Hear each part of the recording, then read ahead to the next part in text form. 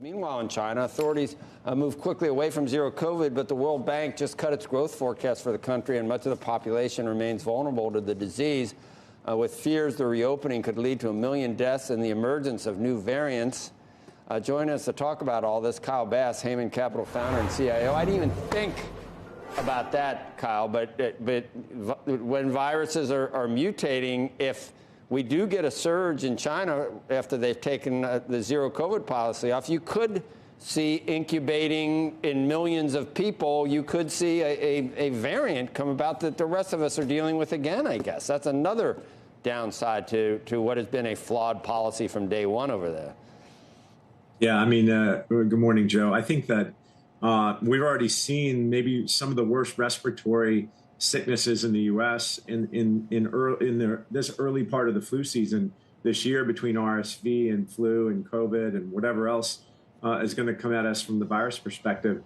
I think it's important to think about what happened when COVID magically appeared on the set, Joe. And I know this will sound conspiratorial, but you remember the protests in Hong Kong were at their zenith in December of 2019. And the Chinese Communist Party really had an existential crisis. They couldn't roll tanks down the center of their streets in Hong Kong because there were too many cameras and too much internet. And at the same time, the Chinese population was allowed to travel all around the world. There were 440,000 students here in the U.S., and their current account was being drained to the tune of like $450 billion a year because the Chinese were traveling and spending abroad. They were spending dollars, not RMB, because no one in the world accepts RMB. So COVID magically appeared at a really interesting time. It solved both of their problems right away in early 2020. Yeah.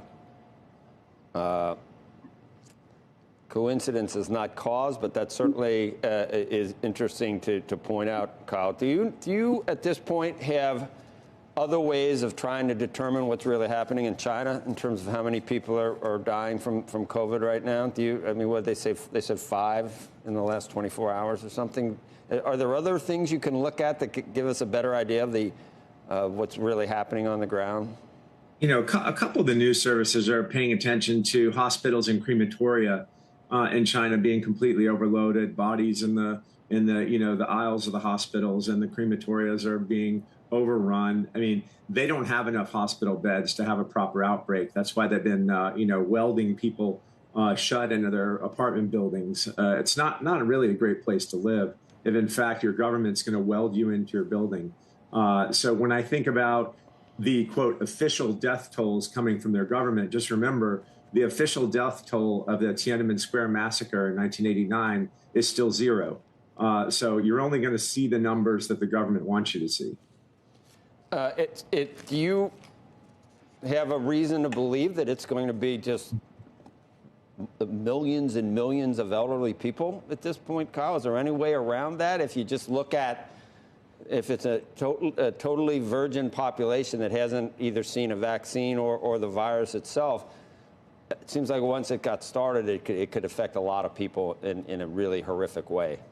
Or not? I mean, is it like is it an attenuated strain that's not as fatal even to the elderly?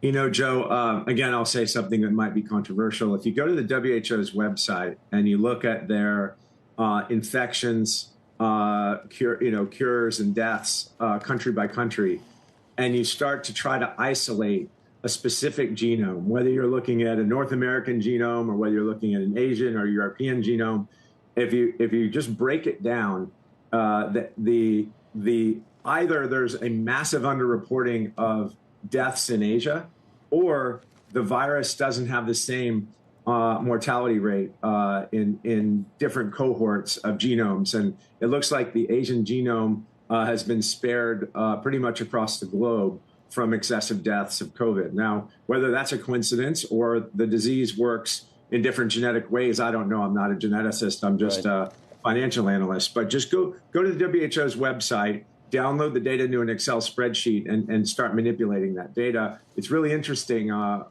when you come to different conclusions. Interesting piece in the journal we got to run, but China won't be number one. A Japanese report says China's GDP will not soon exceed America's. And no reason to be complacent, but we don't see a lot of of positive news. I would consider that positive because we are in a, we'd like to stay on top, I think, for all our people here.